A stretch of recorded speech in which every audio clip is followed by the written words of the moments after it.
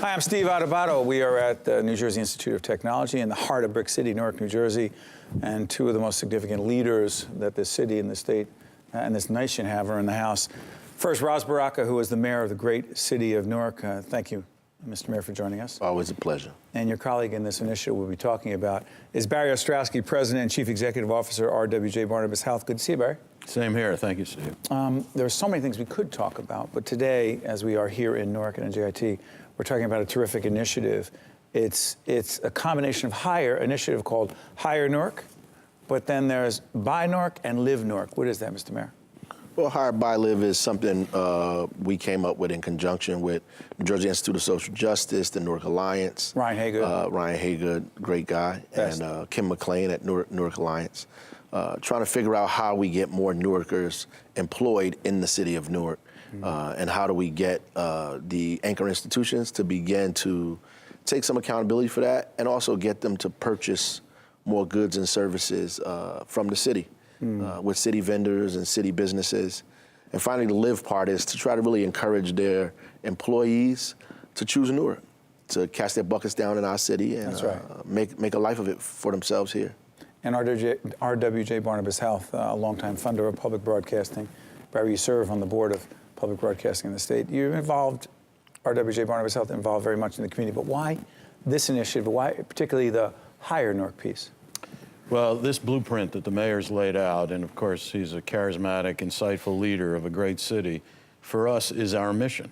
Our mission is to make the localities in which we are located better, the lives of the people to be improved.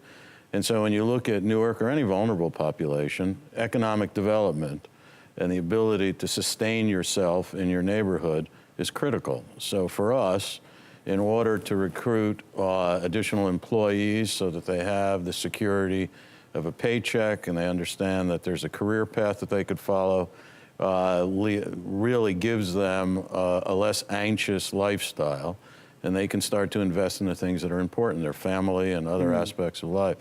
So we've taken up the challenge that the mayor's laid out, and we will be hiring 350 additional Newark residents as employees at the Beth and within our Newark system. Beth Israel? Newark Beth Israel, which is on Lyons Avenue in the Beth. Part of your system. RWJBarnabas Health, and where I was born. Born at the Beth. Born at the Beth. So to us, this couldn't be a more perfect fit for our mission. Mr. Mayor, what does that mean when an organization like this, one of the largest employers in the state, the largest employer, when they step up and do this, what does it mean? It's tremendous and kind of sets an example for what we think other corporations of this size should be doing socially and economically for themselves, for the state, for the city. It benefits everybody in the end. When the state's largest city is successful, the state itself is successful. I mean, and it also means that business and corporations in the state itself is also are also successful. So we think this is a great thing, and we been ecstatic with partnering with the Beth and St. Barnabas to make sure that this continues. For those who may not understand the population in the city of Newark, those who are having certain challenges associated with achieving gainful employment, what are they, Mayor?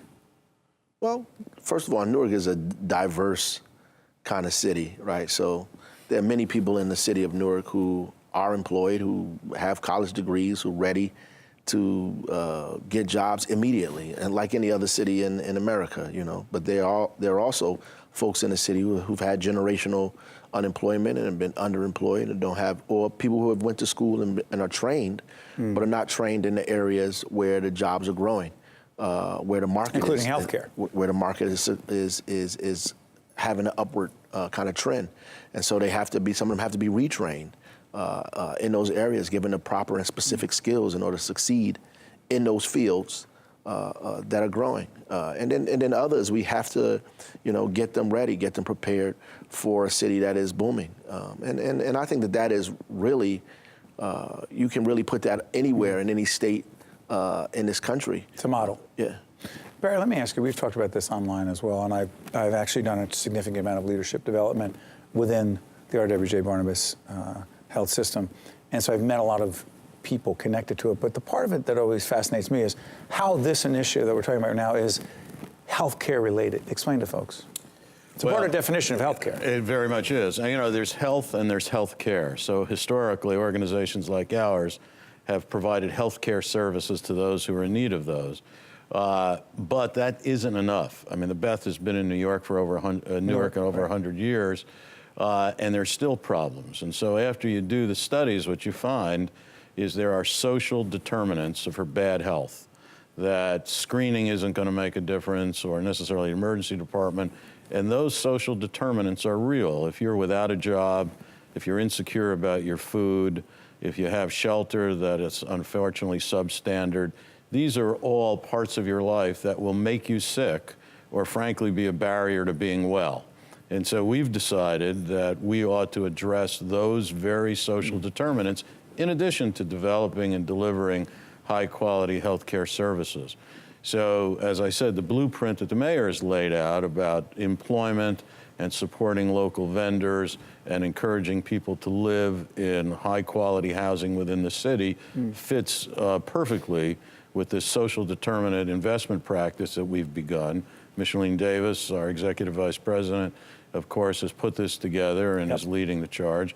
And so I think we can make a big difference, not only treating sick people, but becoming involved in the daily lives of folks and trying to correct these social determinants that have such an impact. Which is, in fact, Micheline was mentioned. Micheline actually serves on the board of the Caucus Educational Corporation, the not-for-profit production company that produces this and other programs on PBS affiliates and FiOS. But that's part of the larger social impact initiative. But Mayor, let me ask you this. Partnerships like this, which are a model, how many jobs again by 2020? 350 at least. Does it, I mean pressure in a good way, does it put some healthy pressure on other organizations / corporations to step up and say, here's how I'm all in? Well, I would say it gives them the confidence to do what they know is already should be done. I mean the right thing. Absolutely. So it's almost like you have a new market, and it takes pioneers to go in the market. Who's and say, first? I'm going to develop. Right. And then after that happens, everybody joins in and say, I want a piece of this. This thing is actually working. It's successful. So people come and become a part of that. And I think the Beth and St. Barnabas being a pioneer in this area helps us to convince other people that this is not only the right thing to do, that it can be successful as well. But the collaboration piece is huge. Talk about that. Absolutely. With the city of Newark and, with St. Barnabas, we're able to, create the kind of partnership where we are training Newark residents, where we're identifying Newark residents, and they're training them and then putting them to work. That kind of partnership is, something that we need in all areas of the city. I mean, and mobilizes the community as well. Sure, and it allows the community an opportunity to see that these industries in their city actually care about their well-being. And so they have a different view and perspective of these businesses in their community, and they look at them as a part of the community and not just folks that are taking space. Sure. Barry, because you interact with healthcare CEOs and other CEOs from across the state and nation, the image of Newark, old question I know, has it changed in a positive way in the last few years? It is changing. And if so, how? It is changing, and I'll tell you, Steve, that's an excellent point, because the truth of the matter is, those who live in Newark are, in fact, a wonderful labor pool. There's sadly some stigmatization to being a Newark resident. So this stigma of not wanting to recruit in Newark and not wanting to have these folks work in businesses in Newark is unfortunately inaccurate. I mean, Newark is a home of great educational facilities and a wonderful labor force.